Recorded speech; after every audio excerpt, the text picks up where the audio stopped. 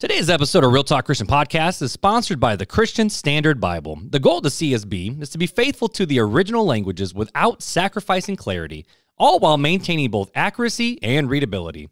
With the beautiful designs and multiple study Bible options, everyone from adults to teens and even children can find a CSB Bible that they enjoy. Learn more at csbible.com. Again, that's csbible.com.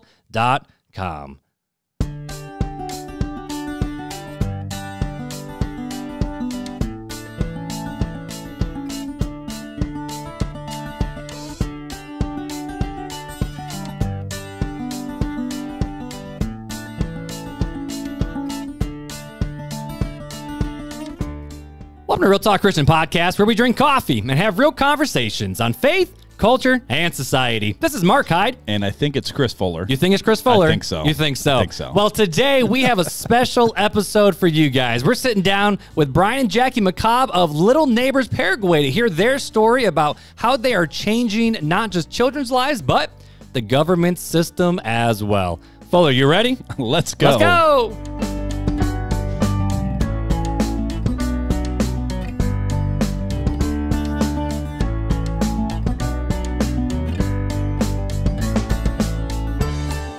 So you think you're Christian Fuller, huh? I think. I don't know. It's been I feel like you're making fun of me right now. I did no such thing. I think you're making fun of me, dude. I love you, Mark. So it seems like every time we have a guest interview, we're ready, we're set up, and then yours truly does something Not just always. dumb. Sometimes it's technical. And Sometimes it's technical. Sometimes it's me. Like there's the It's one just your time day. we talked with the pastor of All Souls Church, Pastor Matt Nichols. Yep, Matt Nichols. And his face was frozen the half of the Skype conversation. Rodney Buse. We were way lagged off on the video. Actually, some was good and some was bad. So Yeah. that was just a tick. Oops. But guys, we're trying so hard. We're trying so hard. This is what happens when, we don't get a lot of coffee in us before the show. That's true. Or maybe it's too much coffee. It's a Tuesday. We're recording on a Tuesday, not a Friday, and work has been weird. We've been dealing with family issues, and we haven't sat down together. People don't know this. Yeah, But we haven't sat down in at least, what, six weeks? Yeah, something like 6 weeks. Yeah, luckily we had a lot of backlog, and then you and Beth. And then Beth and I sat down in our living Thank room goodness. and tried to do that. Yeah, so we had a lot of health problems in my household, and we're under quarantine, so... But we're back, baby. We're back, baby. We are back, ready to go. We got some good coffee. We're going to have some good conversation. So I'm thinking, Fuller, let's not do too long of the banter. Okay. Because, we want to make sure we give Jackie and Brian... I mean, we got a lot of stuff to cover We have a lot of stuff, and I would love to keep this thing under 3 hours. So that would be amazing. We kind of have to, because I got to go to work in like an hour and 15 minutes. I got to leave, so, I don't work, so it's cool. Yeah, that's a lie. I do let's work. see here. All right, so let's talk about the coffee real fast. You talk about this. I've never heard of this company before. So I've heard of them once, and it was the last time I was down in Disney World. Okay. So as you guys may remember, Janelle and I and the kids and my in-laws went to Disney World. How was it, by the way? No mask. You got the fireworks show again? No. The day we left to go there, they instituted masks on rides and indoors, but it was fine. Okay. Actually, the kids did great with it. Good. It was a great time for us, not so much for my in-laws. They ended up coming down with COVID and getting desperately sick. They actually, by the time we got back, they were hospitalized. So it wasn't a very good experience for them. They're on the up, though. But they're on the uptick now, and my mother-in-law's home. My father-in-law is recovering. They're both recovering well. My father-in-law is just a little bit slower, but he's getting there. And by God's grace and glory, he'll be up on the upswing here shortly. Now, is Janelle doing okay? She's doing good. She's doing good. Yep. So, but anyways, while we were down there, we stopped at a place called Jeffrey's. So I've never heard of this place Disney before. Springs. They're in most of the Disney parks. And they're actually a roastery out of Tampa Bay, Florida.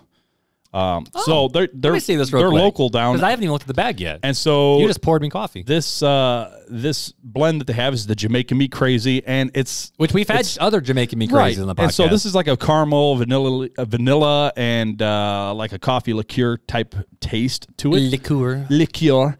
I would say it's like a medium to medium. So it's like a full city to full city plus roast. I would say it's a little beyond medium. It's like a medium darkness, but it's not a dark roast. But it's not like a French roast. It's like a full city plus roast. I think it's that because it kind of has a bit of a what's the Hawaiian coffee? Like a Kona? Yeah, it has a bit of a Kona vibe to it. Yeah, it does. A little bit of a Jamaican Blue Mountain, but it's not Jamaican Blue Mountain beans. Right. These are just beans. I'm not even sure. I was trying to find where they actually got the beans from, but it beans. Doesn't. Yeah, just standard Arabica beans. Exactly, and I don't know exactly. It's probably a blend, to be honest. Normally, Jamaican me crazy. I like better as it gets cold. But so I think as we go, right now it's good. But typically, I don't like blends, like artisan blends like blends. This. But this, when I smelled it in the Jeffries, I was like, oh, that smells really good. So I'm going to try it. And I'm like, if I don't like it, okay, whatever. It is what it is. I gave it a shot.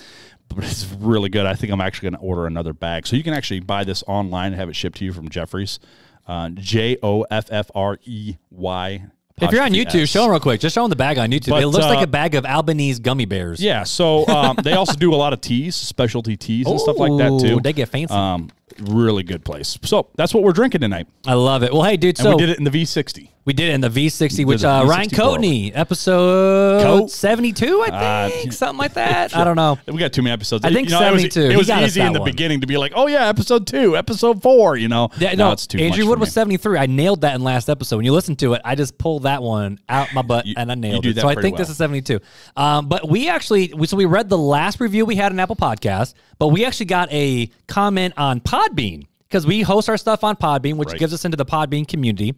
And someone here, their name, they just have usernames. So their username is pillar.swanson, and they said, found your guys' podcast literally today. Have been feeling distant from God for over a year. Your words, your insight, and your personal experiences are slowly getting and bringing me back to Christ. Thank you. That's pretty cool, man. Keep listening. There's a lot of episodes. I was talking with my grandpa, actually. He was in town for the weekend, and he was just asking, like he thinks we're going to be the next, Chuck Swindoll, Charles Stanley. I'm like, no, Gramps, that's not how this works. That would be cool, but I don't think we're there. But he was like, then he was like, so since I live in Florida, am I able to listen? I'm like, Gramps, we got listeners in India, South Africa, we got listeners in Northern Ireland, we got listeners in Canada, and hopefully in Peru. We are ranking. We are charting in Peru right now, bro. We are charting in Peru, and maybe after this conversation, we'll be charting in Paraguay. Maybe. That'd be pretty cool. But anyway, it's just whenever people leave us either messages on Podbean or Instagram or Facebook, leave us a review on Apple Podcasts. I know I feel this way, and Fuller, you can speak into it, but it's kind of one of those things where sometimes podcasting can feel a little lonely, where it's just you and me talking. We're like, oh, we hope somebody listens. Unless we have guests on. Right. But like you never know who is out there listening, It also, not to say we get prideful because of it, but it is something like... It's nice to know that people are listening and care. And are enjoying it. Yeah, and that what we're saying is speaking and helping them. And connecting to Jesus. That's the goal. That's what we're here for, is to help everybody have those conversations that don't typically get had, or conversations like we're going to have today with different people working throughout the world. And that's what it's about. It's about bringing people closer to Jesus and going on this walk, not alone, but together. And that's why I like today's conversation where, as Southern Baptists, that's just a church we go to. Right. We're not die-hard Southern Baptists. We just both happen to, find ourselves at this church, and here we are. Yep. But we don't get to talk to missionaries that much. Growing up in the conservative, independent, fundamental Baptist church, we had our own set of missionaries, and the church I went to was big enough where every few months we were having missionaries come in. So we were meeting their kids. We were learning their customs, their cultures. They would come into our chapels and actually bring clothes and other pictures and video. It was so cool. Yeah. But, here it doesn't happen. I think of my teenagers, we adopted a Compassion International kid, which was not adopted. That's not true. We sponsored a Compassion International child. I'm just going to stop talking. But we were also trying to have these conversations with other people and other ministries, because that's not standard in our church world. So that's why it's super cool that we can bring people we do in like and have these conversations. The Annie Armstrong offerings. Yeah. They distribute the money to the missionaries, and it's kind of hush-hush. And we watch videos, but we don't get to talk with the missionaries. Right, exactly. So it's very nice, and it's refreshing to hear what it's like in other parts of the world right now, and listening to our brothers and sisters in Christ and the great work they're doing for Christ out there in the world. Yeah, definitely. And this is our second conversation with the missionary. Now, Joe and Kimberly were not on the field yet. They are on the field right now. Right. But I am really excited about this one because Beth and I actually, we partner with little neighbors, actually. We support them financially. We actually help create a giving campaign for them. Beth, I know because of just the way school has been going, we haven't been able to keep up with it, but Beth for a little bit was helping run the social media for them as well. And Jackie and Beth are absolutely great friends. So I'm really excited for this conversation. But we talked enough about Brian and Jackie. So do you think we should just bring them in? Let's just get them on. Hey, there they are. I was like, can you guys hear us, Brian and Jackie? Look at Brian's face. He's so excited to be here. Awesome. I think, we can hear you guys. So you guys, just to make sure, you guys are coming to us, well, not live because this isn't a live show. Wait, Mark. What's her name again?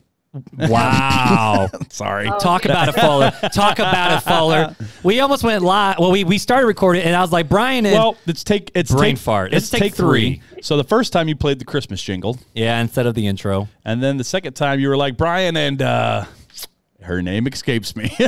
Like, that's bad podcasting. That's really bad. Right, I actually texted, I'm in a group chat with, that was so bad. But I'm in a group chat with Jackie and Beth, and I texted them during the intro. Jackie, I don't know if you saw it. I said, I already messed up.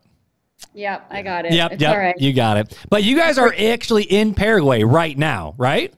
Yes. Yes. Yeah, we are calling from Luque, Paraguay. Okay, so for us, I mean, I know we have people all over the world, and so for someone who doesn't know Paraguay very well, like, I mean, I know the country's in South America, but are you guys a coastal country as well? Like, are you guys on the coast, or are you guys landlocked? Oh, we wish. First, you forget my name, and then you remind me that I'm landlocked. Thank you so much. No, there's no You're coast. fired. I'm fired from this show. Beth lied and said we were professionals, but we're not professionals. You're the professional. I'm trying to be. I'm trying to hold it together. I just want to go to. I just need to go to bed. So, anyways, so what's the location? No ocean, but Yeah, we're right in the middle of the country, Paraguay, or the continent. Paraguay calls themselves the heart of South America because we're right in the middle. Oh, that's really cool, actually. I did not know that. That's pretty awesome. Now, are you guys both from Paraguay? Are you guys from the States, or where do you guys come from? I'm from a little town called Boston, Massachusetts. Oh, yeah, I've never heard of that one. Tiny place. I mean, not many people know about it. We beat that place called Boston College almost every year in football. So are you a Red Sox fan? Talk about football and winning. We could talk about the Patriots. I don't know. I'm a Bears fan. You mean fan. Tampa Bay? I thought he's at Tampa Bay now. Oh, man. What? I'm not an NFL fan. I'm not an NFL. He's talking about Tom Brady. I'm talking about, He's talking about Brady because now the Patriots are nothing without Brady is what he's referring to, Brian. I don't know. In Belichick we trust. Okay? I love it. Deflate gate. Goodness. So, Brian, you're Boston. Jackie, are you from Boston as well, or where are you from? No, I was born about 40 minutes north of Boston, but I grew up in Venezuela, South America. So I'm a missionary kid that decided to become a missionary as an adult. So that's awesome. We were in a city in Venezuela for like the first 10 or to 12 years of my parents' ministry. And then we moved to this tiny little Indian village in the middle of the Amazon, like legit. Wow. So It was like 2 weeks on canoe to get there. This is like legit. Like cooking over a fire, pooping in an outhouse. The So river basically, was our what source Fuller of does when water. he goes on his camping weekend that's trips. just that's what I call camping, luxury. I don't go camping anymore because people are like, you don't like camping? Oh, you're such a wuss or whatever. I'm like, no, I did the camping. I and lived it. Your life was a camp. Yeah. Like, I can camp. I just will not anymore. Jaguars and pumas, Yeah. She That's enjoys like some indoor Tarzan plumbing crap, now. man. She likes the indoor plumbing. So now. with you guys are in Paraguay, I had this is okay, so I have to admit some of my questions might sound stupid, but these are just the ones that caught my head because I was talking with Joe and Kimberly down in Peru, and I'm like, what is it like? So I FaceTime with them, and I'm like, okay, show me around the house. I want to see what the culture's like. They FaceTime me in a grocery store that felt like they were in a Walmart. Are you guys is your guys' country in the city where you guys live? Is it more like a second world? Is it still considered first world? Like for us Western Americans who are clueless, like let us in a little bit on what Paraguay's like. Yeah, so it would be considered a third world country. Okay. But we are a country in development. There's the economy is actually growing, doing quite well in spite of 2020. It continued to grow. Obviously there were some downfalls, but there's malls. We just got my Forever 21 is in the mall. There's a Gap in the mall. It's like a legit thing. Yeah. We have McDonald's, Burger King, Domino's, Pizza Hut. They're everywhere, man. McDonald's. KFC, so we can survive. Yes. So, you get out of the capital city, it's a little bit different, a little slower, more quaint, I guess, or whatever.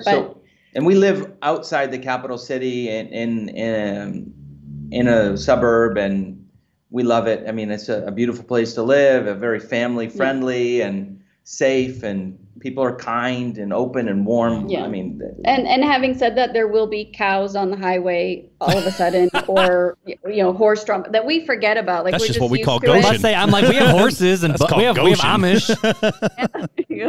So we forget about it, and then we have visitors from the States, and they're like, "Why is there a cow, in front of your house?" And we're like, whatever. That's the neighborhood cow. That's Billy. The first house we lived in Paraguay, there was a World Cup soccer player that lived right in front of us. And then the lady next to him had chickens running around her yard. She got her water from a well. So it's just like you have really, really well-to-do people, and then literally right next door is somebody who just lives very simply with, throws corn on the grass and feeds their chickens. Wow. And that's something I've always loved about Paraguay is there's not a big division between the social classes. I guess. Oh, really? Okay. Yeah. Because I remember that was something we talked with Joe and Kimberly about, was there was like a rich class and a poor class, and there was some segregation there because of that. So you guys... There does exist that. But I don't know. I think overall, it's, I don't know. You might see a big mansion and then like a tiny house that's about to fall over right next to it. And wow. their property could be worth literally $1 million. And they're like, I don't want to move. This is my grandpa's land. I'm not moving. So if we could put it in perspective for our listeners, like what's the average household income in Paraguay? So probably around $800 a month. So, yeah. Wow. that's pretty substantially less than what we're used to here in the States. That's unreal. Wow. Yeah. Yeah, but that would even allow somebody to own a little motorcycle to get back and forth to work. Mm-hmm. They'd have a barbecue, because here we don't go to McDonald's, we go buy steak. So literally for the same price as buying McDonald's meals for our family, we could eat grass-fed ribeyes. I'm moving to Paraguay. Family. See you later, Mark. That ain't gonna be good for your body, my friend. We have prime rib like pretty much once a week. Once a week. Yeah. Yeah. It's $4 a pound. Sad. So, Don't rub it in or Yo, anything. I got the 7 kids, so we rock like. Let's go. We legit rock like chicken nuggies. We can and move hot dogs. We can move RTC to Paraguay. But see, here's the thing with that. If I say, "Hey Beth, we're moving to Paraguay," she goes, "All right, let's go." like, let's go. Janine would be like, "See ya." Yeah, Janine would be like, "Bye." Have fun down there. So, if you guys don't mind me asking, how did you guys end up in Paraguay? Like, was it just a heart pull? Did you guys visit the country and just felt called to minister there, or how did you guys find yourselves doing what you're doing down there?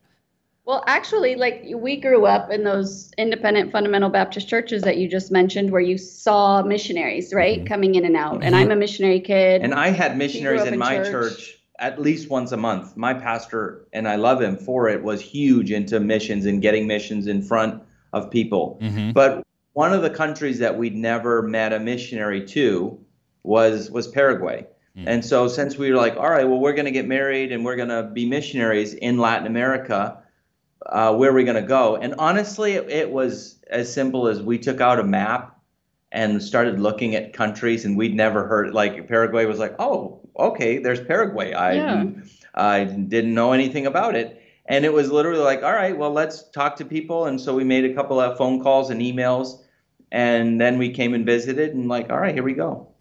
So it wasn't like, oh, we felt this big aha moment. We just came down. On our survey trip, we always had the mindset of, let's see what tools we need to get the job done, because this is where we're going. So we came kind of ready to, pick it. That sounds like God's will playground theory to me. Or was it? No, but that's the thing. Like we actually had a couple different conversations on this podcast about so many people wait for this road to Damascus experience or the Jesus rose again from the dead, and I felt the holes in his hands and the hole in his side, and they just sit down and wait. And I know that was a big thing with Beth, where she felt called to foster care, so she's like, there's people out there who need help, so I'm going to do it. And it sounds like that was the same with you guys with Paraguay, is the fact of there needs to have something here, so let's go. There was a verse, I'm pretty sure it was Abraham sent his servant to go find his son a wife. One of the patriarchs, right? Yep. Mm-hmm. Yep. And the phrase is, I being in the way, the Lord led me. Mm-hmm. And so it was just like, all right, let's just take one step. And basically that's what Little Neighbors is. It's like, let's just take one step, and until we can't walk anymore, until we hit the wall, we're just going to just continue to walk forward towards this goal. And it's not like this huge, Holy Spirit putting down a light. That'd be nice. Yeah. So tell us a little bit about Little Neighbors. You mentioned it, me being a States guy, and, I'm not Beth, so I don't really know a whole lot about Little Neighbors. And so if you guys, what is Little Neighbors? What do you guys do at Little Neighbors? How did it get started? Those types of things. All right, so let's start with how did it get started, and we'll just kind of jump from why we chose Paraguay to how Little Neighbors got started in like a minute. All right, buckle up. Go. I'm ready to drink my coffee. Right. Go for it. So we came to Paraguay and we were like, we're going to start a church and we're going to be involved in church planting and training of church leaders, and that was like laser focused in on that. And can I interrupt? What year was that? That was 2006. Oh, cool. When we got here. Yeah. Yeah. So we were approved as missionaries in 2003, and then we got here in 2006. Okay. And then we got here, and we're like, we're just going to do that. We helped start 2 churches, one very close to where we are right now, and then another one about 5 hours away. And we found out after a short time, like, just church planting wasn't where we fit. We just neither of us felt like that was where we needed to be. And so we got involved in orphan care and the care for the vulnerable children of Paraguay almost by tripping our way and stumbling our way into it. Really? Yeah. Yeah. So that was very much not. And that's a story for another day, because that's a really long story. But sounds like God's perfect. So will. we were invited to help out, and maybe Jackie could tell from there. Yeah, so we were invited to help out for a week at an orphanage or a group home, I guess is what they are mostly known by in the States. And we had always talked about, like, one day when we're retired, we're going to go to an orphanage in Africa and work with orphans, and won't that be nice and adorable, right? And so for some reason that was like in the future after the real missions work was done. Yep. And but then we found ourselves in this place, like, this isn't right. We're not using our gifts. We're not, we're not in, I don't know. We didn't feel like we were flourishing. Yeah. So we had this opportunity to go visit my sister, who was teaching English at this group home in Paraguay. And so we went to spend like 3 days, and we ended up spending 8 days, and, and it just kept going on. And we're like helping out, cutting the grass. I think you butchered a goat that week. We had never. Wait, you just said that like no one's business. Oh, you butchered a goat.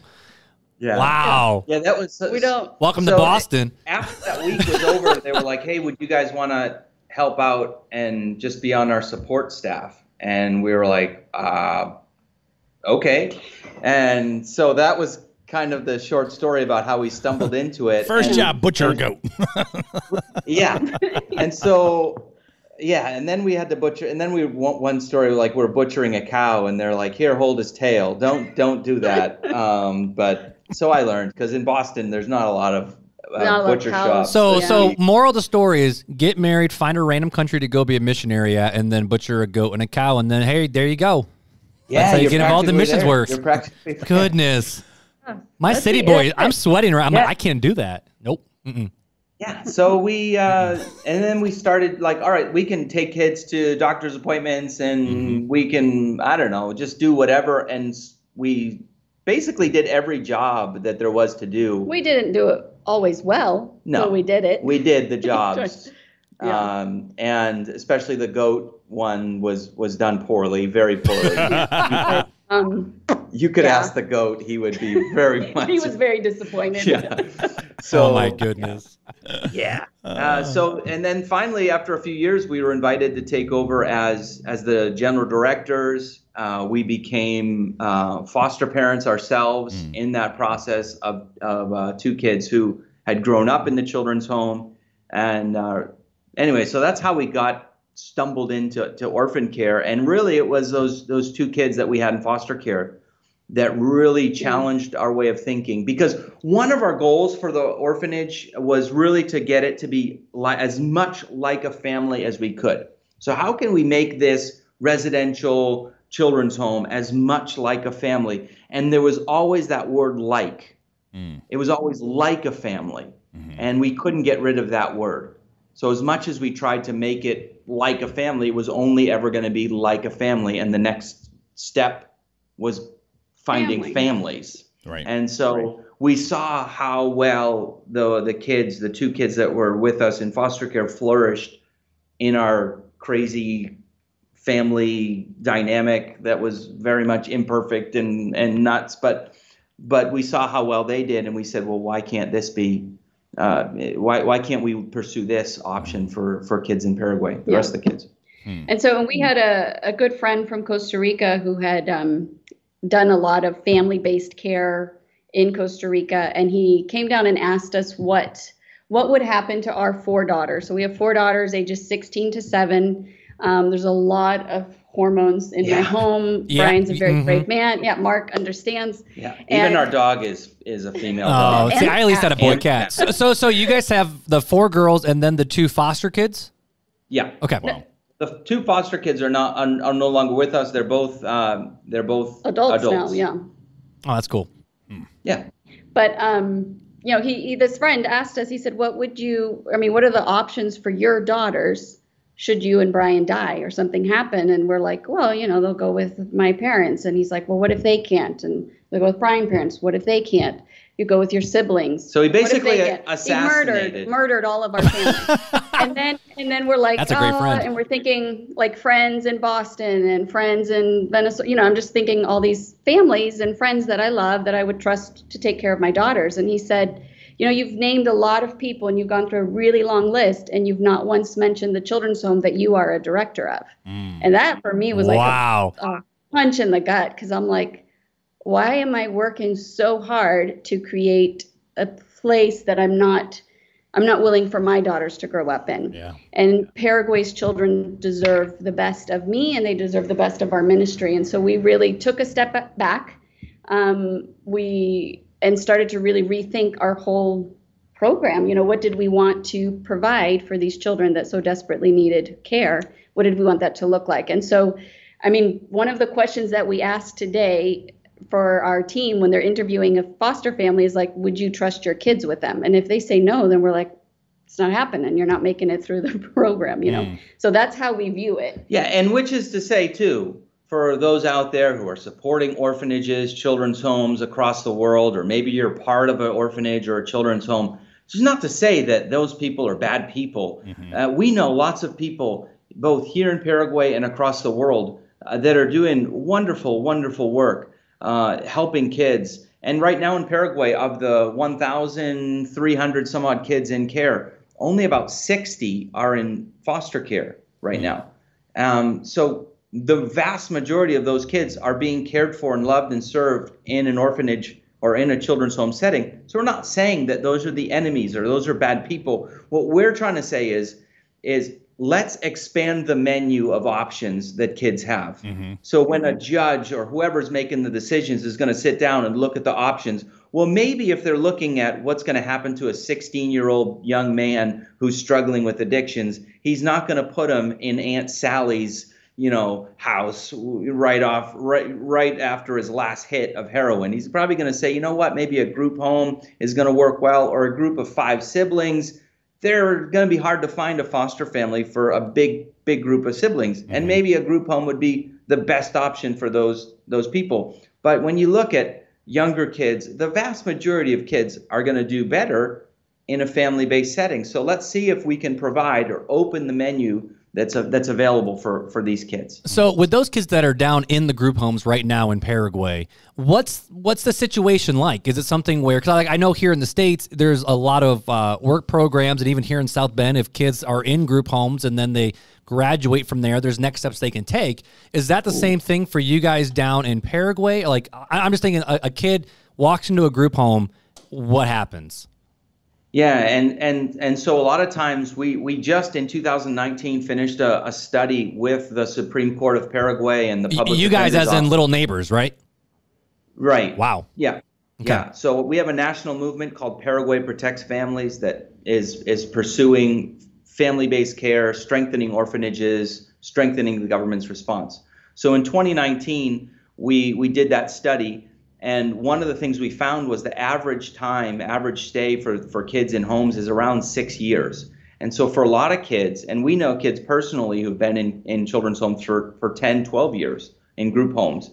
And so a lot of times they'll grow up there, spend their formative years, and then when they turn 18 or 20 or 22, and we don't know of any place here that once you turn 18, you're kicked out. I know that's the reality for kids in a lot of programs in the U.S.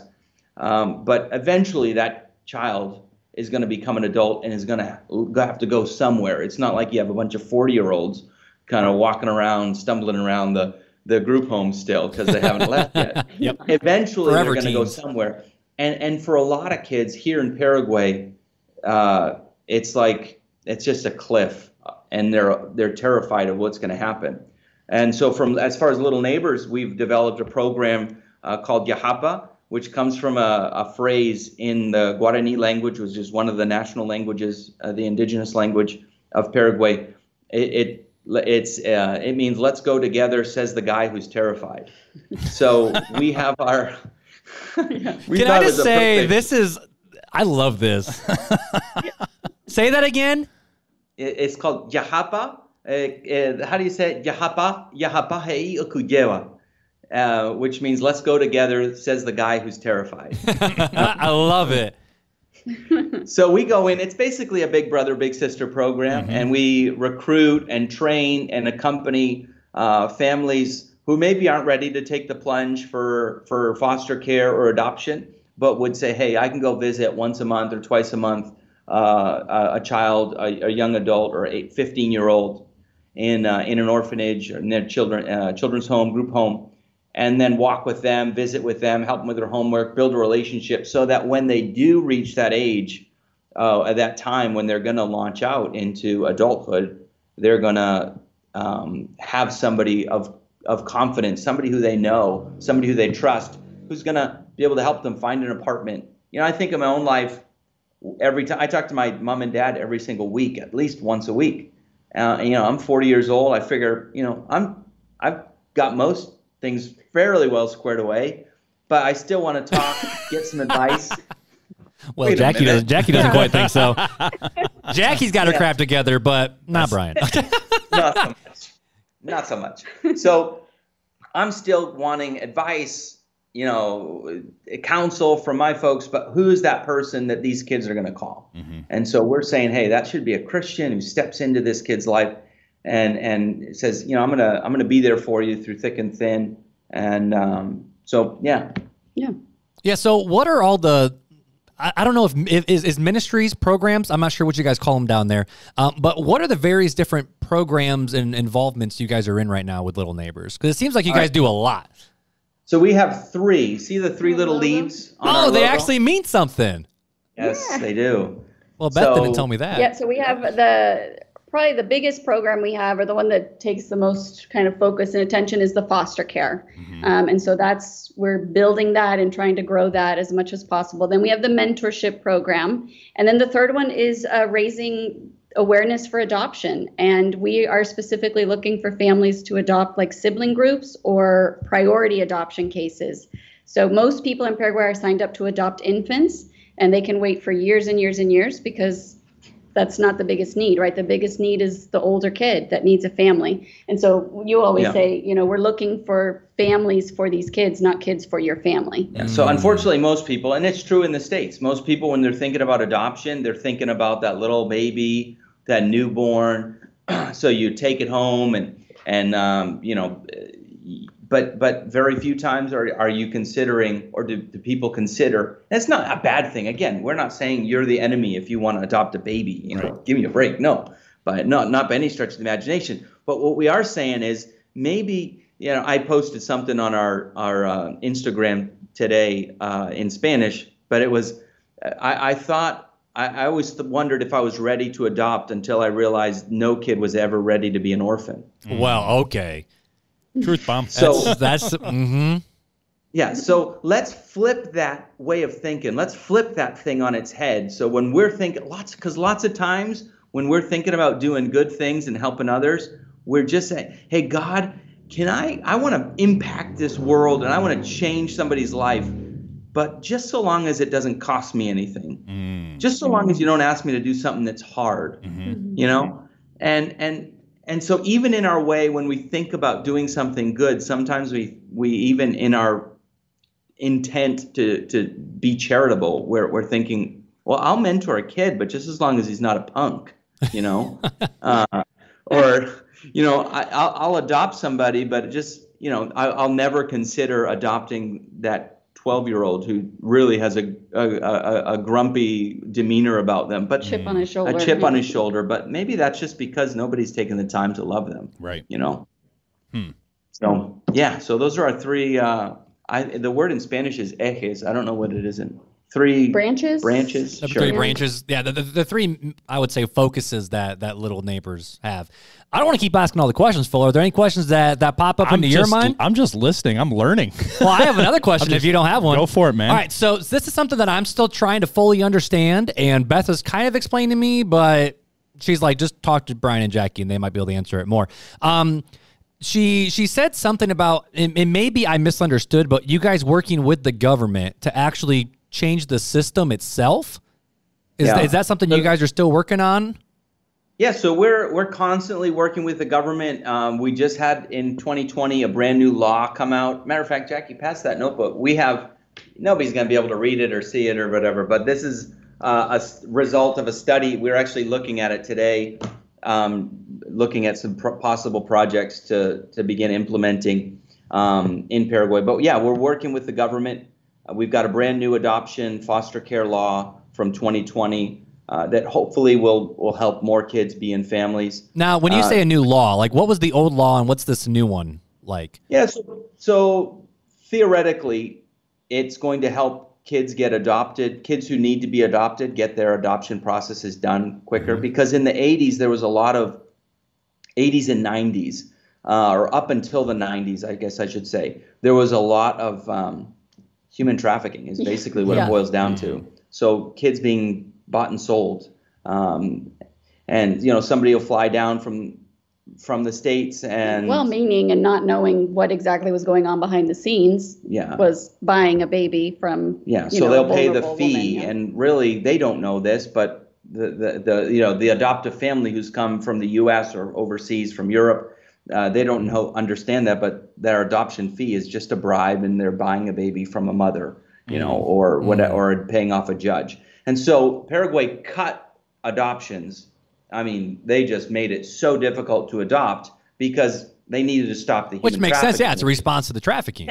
Yeah, to stop the sale of babies. You don't sell people. Right. But then they went to the other extreme and made it so difficult. So hopefully this new law is going to make it easier for people who want to adopt and do that good thing to have the process in place for it to be done well. And then also they're now official, according to this new law, it's officially recognized foster care as a real thing and something subject and oversight of law. So that's pretty exciting. And we also try to act as a bridge between resources in the States or England or Costa Rica and bring that in. So in September, we're doing this big trauma-informed care training through Texas Christian University. Okay. And most of the CPS workers are going to be doing it, which is amazing. And so like we have the director of Center of Adoption's number. I WhatsApp her all the time, and we're in communication with a lot of these top people, which is amazing. That's that dope. We have this secular government saying, can you please help us? You know, they're looking at the church and they're saying, please help us. And so we don't want to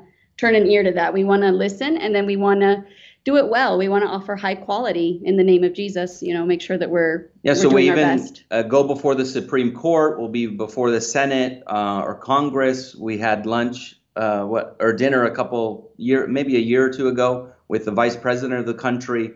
And so, you know, little old me, We never, this you know, this little old not- Boston not kid. ever imagined. Kid from No one Boston. taught us those things in seminary. Yeah. No. There was So no just Bible college course on how to eat with the vice president. yeah. From a What to foreign say. country. So Yeah. if you guys don't mind me asking this, because this is a conversation that we had. I wanted to pull up to make sure I got the episode right. Episode 95, we had the conversation about, do our works follow us after death? Because, you know, something that we hear a lot here in the States is the fact of the only things that last are the word of God and the souls of men. So we shouldn't be out there worrying about physical needs or tangible things, because there's other people who do that. We just need to focus on winning people to Jesus. But Yeah. it sounds like you guys are taking a bit of a different approach. So I guess my question is more, why are you guys focusing on this physical need rather than just church planning and, All right, you know, evangelism? So that's a great question. I love that question. And I think we should ask Jesus to answer it for us. And so let's go to Jesus. Jesus is on the cross. Jesus is dying for the sins of the world. He is paying the price for our redemption and our salvation. He is about to suffer the biggest punishment that anyone has ever received, by being we don't know, in some way rejected by the Father, and the Son will be obscured, and Jesus is on the cross. And what does he say to his mother? He looks he at says- Peter, right? He looks John. at John. Well, John. he says, John. John. He says to John, "Here's your mom. Here's your new mom." And he says to Mary, "Here's your new son." So while Jesus was in the middle of redeeming mankind in the world, he was caring for a woman who was about to become a true widow, and he was telling John that he was now part of Mary's family, and Mary was part of his. So I think that's a beautiful example of let's be sharing the gospel. Let us never ever think that just because we're giving somebody a bowl of food or a glass of water to drink, that we don't have to also share verbally the message of Christ and the hope of the gospel. But I think James is pretty clear that our faith, if we're not evidencing it with works, is dead. And even James 1:27 is not. I love it that I was heard a sermon a couple of years ago. I forget who was preaching it, but he said James 1:27 is not a command. You know, what is religion? Pure religion, undefiled before God our Father, is this, that we would visit the orphan and the widow and keep ourselves unspotted from the world. It's not a command. Jesus isn't saying go do this. But if in fact we are true followers of Jesus, we will be evidencing that. And if there's no evidence, and James says the evidence of that is biting your tongue, you gotta watch out for that one.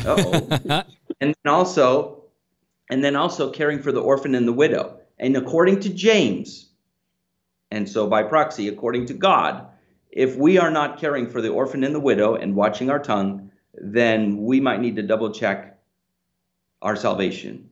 If no one feels the warmth of our Christianity, no one feels the warmth of the fire of our Christianity, then maybe we don't have one.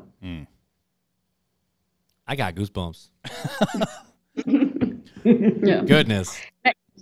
And I think our whole why, the why we do this, is so that children can better know and understand their Heavenly Father. Mm-hmm. And so I can go to a child that has never had a father or who has had an abusive father, and I can say, God is your father, and that will terrify that child. And so I want to bring that child to a place where he can know a good and kind and loving father, so that when I say God is your father, he's not terrified. Because we were he's ready teaching, to listen. when we got to the orphanage, we were telling these kids, oh, let's pray. And for me, that made sense because my dad loved me, he took care of me, he provided for me, he loved my mom well, loved my brother well, he worked hard. So when I learned in Sunday school, God's my dad, it's like, that's amazing. Yeah. But for when we're teaching these kids who come from, well, my dad's abusive, my dad, abused me in unbelievable ways, we know kids who can't even control their bowel movements because of the way they've been abused. Sorry, explicit content. We warning, need to hear but it. that's the reality. And then you just say, with no other context, let's pray. Because God's your father. He loves you so much. What in the world does that mean to a kid who's been abused, mistreated, or abandoned by his dad? It means nothing. And so what is the purpose? And I always say the purpose for marriage isn't just so we can have kids, isn't just so we can, be together. The purpose of marriage is to image the love of God for his church and for his people. And so that our kids, when they grow up, they can see, all right, my dad's imperfect, but I kind of get a good idea about what God is like. So the reason why we're doing this is completely and utterly drenched in scripture, in the gospel, in theology, because we believe that God loves the orphan and the widow. And as Christians, we need to be doing something about it. And are you guys able to not exclusively, that's not the right word, explicitly share your faith? Like when you sat down with the vice president, we're like, hey, we do this because God loves us, so we need to love others. Like, are you guys able to be explicit? We prayed with them, and we totally do that. Yeah, absolutely. There is absolutely no, they're begging us for help. And it's like, well, if you're going to ask us for help, well, we're going to give it to you just the way we think you need it, Right. And so, we are unashamedly a Christian organization. We've got scripture on our webpage, and, they know that I was a pastor in an evangelical Baptist church. They know that we're recruiting families from churches, and they're asking us to do it and to keep doing it. They like what they see so far. So it's called being the hands and feet of Jesus right there. Yeah. It's more than just saying you're a Christian, it's living it out. So. And I feel like, this is something that we don't understand as comfortable Western Christians. And I don't know if you've gone back and listened to the message that Scott preached on Sunday at church, but or it might have been 2 Sundays ago, but he basically was saying, we as Christians like to stay in our comfort zone because we don't need God in our comfort zone. Right. It's when you step outside your comfort zone that all of a sudden you can't do it. God has to do something. And it sounds like for you guys, you guys don't even know what a comfort zone is. We haven't been comfortable in a long time. She hasn't been comfortable since she was living in the Amazon camping. Pooping in an outhouse. Now, but with all the hard work, though, it sounds like, it sounds like you guys are honestly doing, obviously it's kingdom work, and so there's a lot of spiritual benefits that you guys get, but are there also physical, tangible, cool victories, or I don't want to say wins, because I don't know why that sounds dirty in this conversation, but really cool testimonies of like, this is things that we've been able to see and witness and experience because of Little Neighbors? Yeah, we have one story in particular that a baby girl, I think she was about a month and a half, was placed with one of our Christian, Christ-loving families, well cared for beautifully for about 8 months. And then we didn't get the legal authority of her case until she was about 7 months old. So that's why it kind of took a long time, because we move pretty quickly once we get in charge of a case. But once we had that, we started like, where's her family? Where's her biological family? Her mom is an addict, struggling, and was not going to be able to care for her. But we found an aunt who lived about 2 hours away from the mom. Yeah. And, made contact with her. We're able to place the baby with her. And she's very safe and she's thriving. She just had her first birthday a few days ago. Our team was visiting her today. She's doing beautifully. And her mom is slowly walking away from drugs, has gone to visit her, has stayed with her for a week. She's getting healthy. The sisters are talking again after years of not communicating. And so that to us is a miracle to think about. And we're just so amazed that, because we're not equipped, we're not social workers, we're not psychologists, we just love Jesus and we love kids. And we do have those people on our team, and so it's not like us being like, oh, let's go around and we'll pray for people and rack them up as social workers. Yeah, there's like professionals involved on our team and who they're are not who hurting are doing snakes amazing or work. anything. No. They're not doing the snake bite thing. You guys aren't doing that. Well, we tried that, but the government did get upset. They looked a little down on that one. We're not cool with that one. Yeah. So that's a story where we've seen, I guess, redemption and healing and something that we couldn't do. Because as missionaries, one of the biggest lessons sometimes is just stepping back and letting God do it. And the white faces aren't always needed there, And so it's beautiful to see that happening. Yeah. I mean, there was another story, a little girl. There's so many stories we could share about little kids who are finding families, and it's not about us. And really, the fact of the matter is some people, oh, you must love getting to see kids all day. It's like, I don't ever see any kids. because we don't have them they're not like in our office. We're in our office right now, and there's no kids here. Right. And we have a big thing of gum over there for kids when they do come in, but it's only ever our workers. They're the only ones who ever eat it. Our lawyer really loves gum. Our lawyer loves that gum. But it's because we're not the ones doing the work. It's the local church here in Paraguay, the Christians here who are the ones doing it. Because again, it's not about Jackie and Brian. It's about Christians here. Yeah. You know, and again, you don't even have to come to Paraguay to do this, because we were talking about at the beginning of our story, we were going to go to Africa. Mm-hmm. We were going to go to Africa. And after we finished, real pastoral missions ministry, we were going to go there and we were going to help kids in an orphanage. Little did we know, our very first Bible study in Paraguay, I was fresh out of Bible college. I was there. We've got pictures, and I'm like there in my white shirt and my tie. So ridiculous. And, so out of place. Yeah, and literally, there are chickens running around my feet. There's a little parrot hanging from a tree over in the corner. And, there's just a bunch of people sitting in. One of these things is not like the other. Yeah. But 10 blocks from that Bible study, as Jackie and I were thinking, one day we'll go to Africa and work in an orphanage. 10 blocks from that Bible study, there were 6 kids who eventually wound up at the orphanage that we worked at. And when we realized that, after getting to the orphanage and working and we realized God just telling us, you don't have to go to Africa. You don't have to go come to Paraguay to pursue and show love and stand up for the orphan, for the vulnerable children, for these vulnerable families, because they're in your neighborhood. Mm-hmm. I look at every time, and I forget what state you got. What state are you guys in? Indiana. I pulled up the Ohio numbers, but we like Ohio. We just don't like Ohio State. Yeah. Okay. All right. Ooh, Buckeyes. So right now in Ohio, there's, and I'm sorry, I should have pulled up the Indiana ones, but right now in Ohio, there's 15,262 kids in foster care. Mm-hmm. There are 10,610 churches in Ohio. So what would it look like if every church, there's 3,177 kids in Ohio waiting for a forever family through adoption.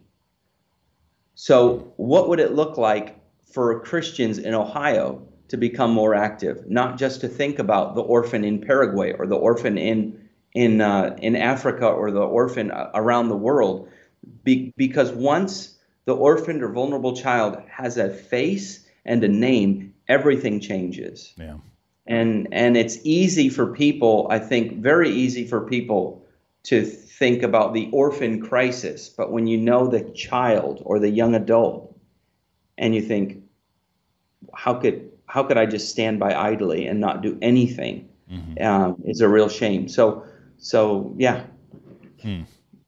that's the end of that talk. I don't know how to segue out of that. Well, but that's just it, because here in America, obviously we have a different perspective on things just because of Beth, and we talked with Andrew Wood of Knoxville Hope Resource Center and Nicole Hobble. Yeah, which she was the one who connected us with Beth, which then obviously Beth connected with me, and then But so that we have been exposed to the beauty of foster care in terms of there's kids out there that need families, and it's hard. I feel like for me, all of a sudden I went from 2 kids to 7. 5 of those came out of foster care, and they all have different special needs.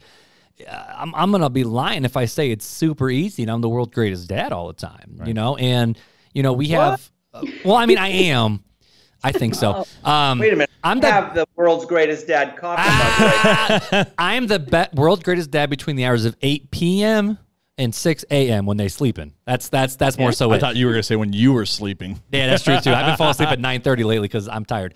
But it's not easy. It's hard, and we have multiple therapies we go to every week. I was running a little late today because we had one therapy with one kid in one place and another therapy with another kid in another place. But at the end of the day, we do this because they need. I should say Beth did it because she's like, these kids need a home. This is what God's called us to do. Why am I just sitting in my hands and not doing anything about it? And, and we're all called to different ministries. And I know you guys would agree with that too. We can't all be the hands Some of us have to be the feet. Some of us have to be the brain. Some of us got to be the kidney. And I like to be the earwax. You have to be the earwax? I'm the earwax of the body. I was going to say you're the bladder. But that too. Hey, gotta go. But, we all have different parts to play. But at the end of the day, we talked about that passage in James all the time where it says, you say you got faith, but let me show you my faith by my works. And what that actually tangibly means. I was going to ask you guys to kind of close us out with a word or thought that you guys could give us, people who, let's be honest, are very comfortable, but I think you guys absolutely knocked it out of the park. I mean, yeah, it doesn't get much better than what they just said. So, I guess the last question that I have for you guys is, what are ways that they could what are ways that we as listeners can actually maybe support you guys with Little Neighbors? What are ways we can connect with you guys, learn more about the ministry, opportunities maybe that people can have to just partner with you guys? Yeah. So I actually checked it out. There's 11,791 kids in Indiana in foster care. So now you know. 11,000. Yeah, that's a lot of kids. So one of the great things about us as we talk about this, as opposed to church planting, when we challenge people in the United States or wherever they are about orphan care, vulnerable children, is you don't have to go to Africa or Paraguay to do it. They're in your neighborhood. So one of the great ways is just by getting involved, loving a vulnerable family, that loving a vulnerable child, whether it's in your Sunday school class, Big Brother, Big Sister program, or becoming a foster adoptive parent. One way to help us directly is by you can support us monthly. We are looking right now for monthly donors to come in and stand with us and say, hey, we believe in what you're doing. We want to be a part of that and help you be a blessing and reach more kids in Paraguay. That would be definitely one way to do that, whether that's through one-time donation or a monthly donation, which really does go a long way to help us on those monthly donations. But yeah, and you can find us on Facebook. You can find us on Instagram. You go to littleneighbors.org. Yeah. And we'll put all this in the show notes too, so that way people don't have to necessarily remember all the stuff. This popped in my head real quick because I know this is something that missionaries used to talk about all the time in the churches that I grew up in, at least. But when someone gives, let's just say like $10, right? $10 a month towards you guys. What does that translate for you guys in terms of that $10? Like, how does that work in Paraguay? If that makes sense. Like the currency, or what do you do with that? Like I know, like Compassion International, like, when you sponsor a child, you give whatever it is a month, and they say, well, that actually means this much money in this country, and here's what all this money is for and goes towards, and all that kind of stuff. All right. If that makes sense. You go ahead. Okay, so that'll go for paying our social worker, paying our psychologist, our lawyer. That'll pay for the gas that helps our team get and visit this little girl's, like we were talking about, they visited today, this little girl. That'll pay for workshops to train and recruit and the foster families or the mentor families. It's going to go to putting the lights on in our office and paying the internet. And I mean, that's not really super exciting, but those are things that need to be done. But yeah, it's going to be training and recruiting more families. It can buy bus fare for the teenager that leaves the children's home and needs to get to work, and they don't have any money to start off with. We help them with groceries sometimes. We help them with bus fare. Buy them like a nice outfit for an interview if they need it. So the needs are all over the place. Yeah. Okay. That's really cool. Yeah, it totally does. I was just thinking, because as Americans, it's like, oh, $10 isn't going to do much, but for you guys, I know it goes a long way just to have those partners. For sure. Yeah, it will definitely make an impact on the life of a young person here, on a child, and a family. We are also looking for local donation. We are actively fundraising in country as well, because we want this program to outlast us. We don't want this to be Brian and Jackie's thing. We want this to be the Paraguayan church ministry that just continues well past our time. And so we are not, only raising money in the States. We want this to be really self-sustaining. That's our long-term goal. And we just need some help getting started so that we can really kind of prove the model and get working and show the Paraguayan church like, hey, we can do this. Let's go. Right. That's cool. Well, hey, before we let you guys go, we end today's conversation. Is there anything else you would like to say to the listeners or even to us, just either a word of encouragement or something that you guys wanted to say but just didn't have a chance? Yes, if you want to donate, you should do it now because Mark is going to match your donation. So I think I wasn't sure if you were going to bring that up or not. So Beth and I, we pledge that up to $500 donations, if people do monthly donations, we will match that up to $500. Nice. And we're just getting started with that. Nice. Yeah, and we've already seen some results, and it's really, really encouraging. So thank you guys for having us. Thank you for donating, and we look forward to seeing. Can we just tell the story about our first local donor? Sure. So our first local donor was a teenager who aged out of a children's home here, and she said she was making $300 a month, and she came in and said, I'm going to start supporting you guys $14 a month out of my salary because I never got to be in a family. I never got what you guys are offering to these kids, and I want to help and be a part. And it's really, really small, and it really doesn't mean much maybe, but I just want to help other kids get in families. And that was our first local donor. Wow. And those are the people who convinced me to stick what I'm doing. It's not the judges. It's not the vice president. It's not the director of the Center of Adoptions. It's the kids who grew up without a family and were saying, that's what I wanted. It was nice to have clothes. It was from the States. It was nice to have a roof over my head and a place to live in the children's home. But what I really wanted was a family. And that's what convinced me. And this is someone who is struggling with God and has some anger issues, and we can understand that because of what she's gone through. But when I shared the story with Beth, and then Beth and Mark did the matching campaign, I shared with this young lady, I said, do you realize that your $14 has just turned into $500 and possibly more? And she began to weep. And she said, I can't believe that God could do that with my little offering. And I said, well, he can. So that's cool. That's the gospel just taking shape before our eyes. So say the URL again real quick, just so that people, if they want to give right now, they can. Yes. So you can go to littleneighbors.org, and then there's a donate tab. You click that. That'll take you right to our mission agency website. You can give right on there, whether that's through credit card, automatic withdrawal of your checking account, or the address if you still write checks. Address will be there. And then are people able to make a little note on that too? Like if they want to write RTC, just so you guys can try to figure out where all the donations come from, or is that not really a thing? Yeah, they could. They can make a note. Yeah. I think that'd be cool. Well, Fuller, any other questions you got, my dude, or? I have nothing. I feel like I talked a lot this I'm just episode. basking in the stories and what they're doing, the ministry. That's cool. It's kind of nice getting to sit back and be a listener for once. Oh, goodness. Well, Brian, Jackie, it was an absolute honor to meet you guys. Thank you so much for being on. But we can't let you go yet because for the we did do fun facts with Fuller, even though Fuller, you were not here last episode. Did you do them? Beth pulled 2 out of the top of her head, and I'm like, you are ridiculous. I know, because you were like, hey, send me a fun fact, and I totally spaced It's out. cool, bro. You've been doing a lot of other stuff. So the way I know you guys are still new to the podcast, but the way we have ended every single show since episode 1 is we have done a fun fact with Fuller, and it started off with episode 1. It was awkward. We didn't really know what we were doing. I'm like, hey, Fuller, you got a fun fact to end the episode? And you just pulled one out like that. And we're like, this will be a tradition. And it has been for over 100 episodes now. So, Fuller, you ready for your fun fact? I suppose. Let's dive into it. Time for Fun Facts with Fuller. And those are his kids. That's my family. I love it. Well, dude, let's land this plane. What fun fact you got to close us out, man? Well, so this is it's a fact. It's a fact. And since we had Brian and Jackie on, I wanted to put it out there because it has to do with kids. Okay. So did you know that more human twins are being born now than ever before?